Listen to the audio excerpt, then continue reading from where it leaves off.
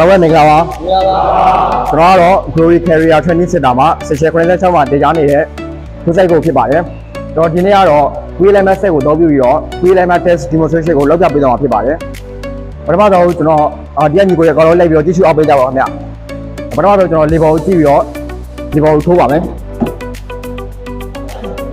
lever ကကျတော့ရှေ့ဘက်ကို 2.3 ပါထိုးပြီးတော့နောက်ဘက်ကို 2.2 ပါထိုးပါမယ်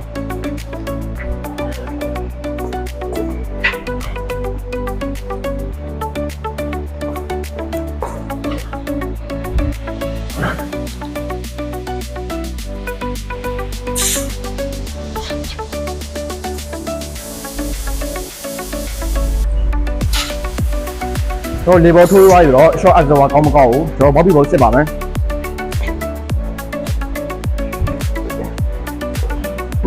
bobby ball စစ်ပြီးတော့ကျွန်တော်တို့ target meter ပစ္စည်းတွေ level တွေကိုစပြီးတော့ဆက်ပါမယ်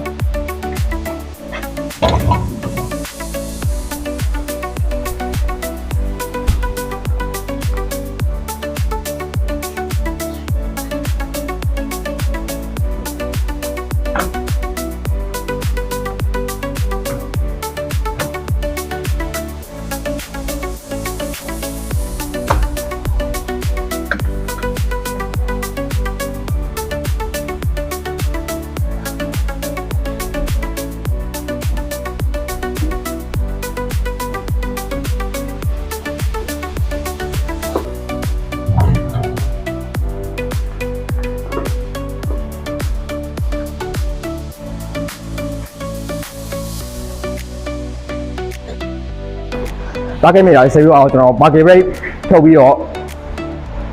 gear position ကို neutral ထားပါမယ်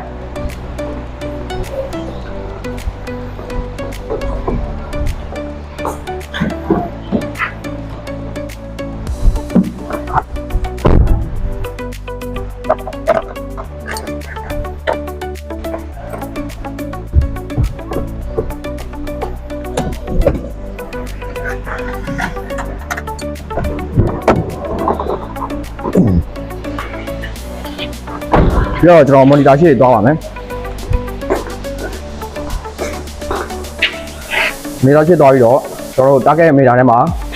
target ဝင်ကြည့်ပါမယ် target box ထဲမှာရှိတဲ့အတွက်ကျွန်တော် wheel limit ချက်မှာဖြစ်တဲ့အတွက် wheel limit တွေကိုပြတ်သွားပါမယ် wheel limit ထဲမှာကျွန်တော်အခုလုပ်ပြမယ့်ကားကတော့ Honda Fit မျိုးစား hybrid ဖြစ်တဲ့အတွက်ကျွန်တော် Honda Fit EV ကိုရွေးပါမယ်ကားရွေးရဆိုတော့ကျွန်တော် monitor ရဲ့လောက်ဆော်ရှင်းတိုင်းဆက်ပြီးတော့လောက်ဆော်ပါမှာဖြစ်ပါတယ်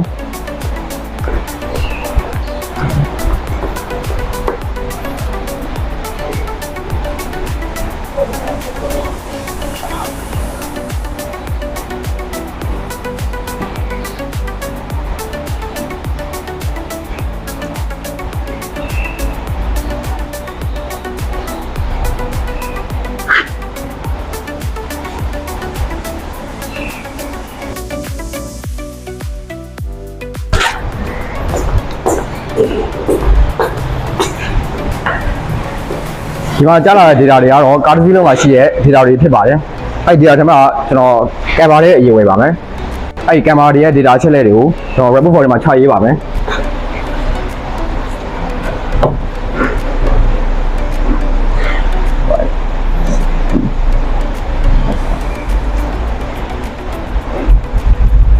ကျွန်တော် camera ပြီးသွားပြီဆိုတော့ကျွန်တော်တို့တိုးရဲဝယ်ပါမယ်။တိုးရဲ data တွေလည်းကျွန်တော် report ထဲမှာချရေးပါမယ်။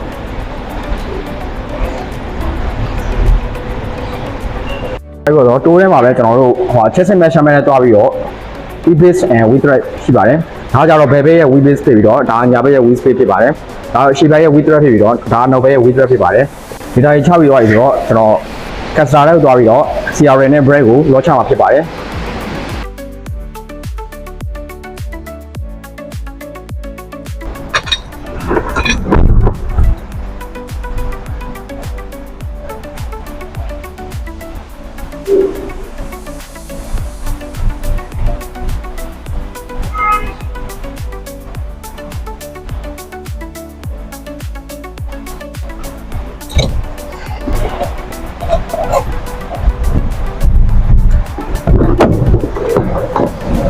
ပြန်ရလောချပြီးတော့ကျွန်တော် brake ကိုလောချမှာဖြစ်ပါတယ်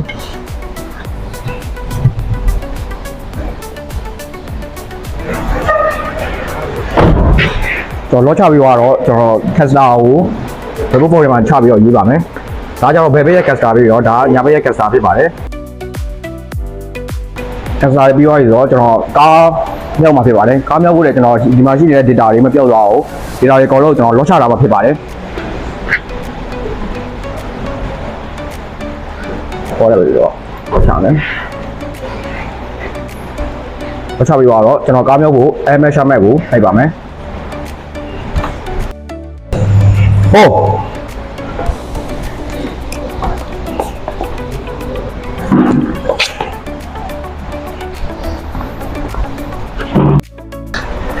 နောက်ပါကြ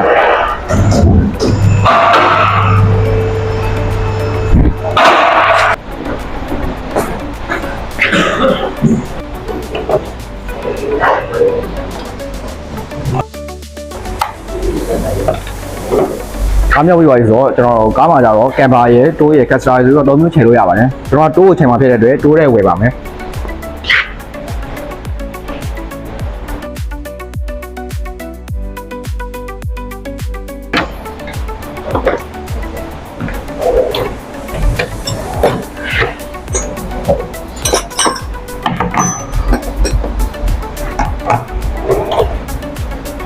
ကြားပြီးတော့မထိုင်ခင်ကျွန်တော်တရှိရေလောက်ပါမယ်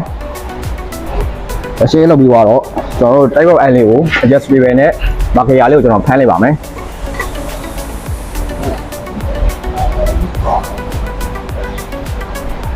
ဒီလေးဖမ်းပြီးတော့ကျွန်တော်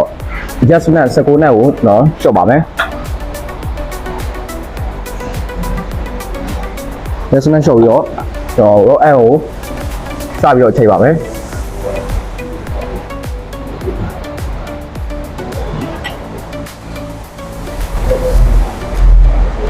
ကျွန်တော်ချိန်ပြီးတော့ဆိုတော့ကျွန်တော်တို့ adjustment လေးကိုပြန်ပြီးတော့ကျက်ပါမယ်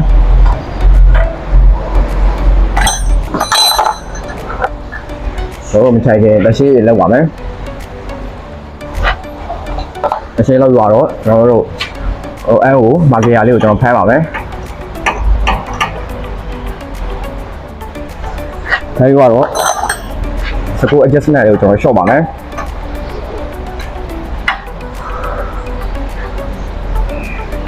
ပြီးတော့ဟိုအဲကိုကျွန်တော်14ခွာလေးနဲ့ခုနလိုပဲချိန်ပါမယ်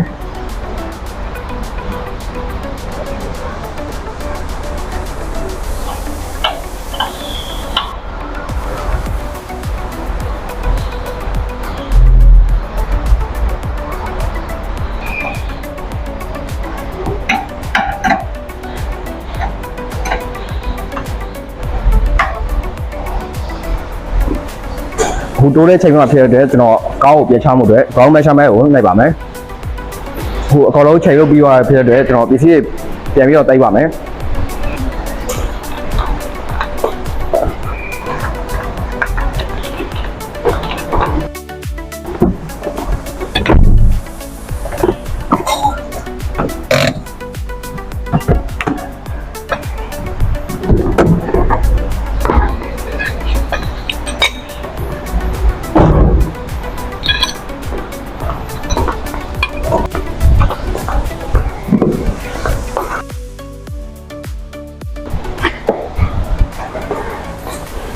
ခုတော့ဟို monitor ကိုပြန်ထည့်ပါမယ်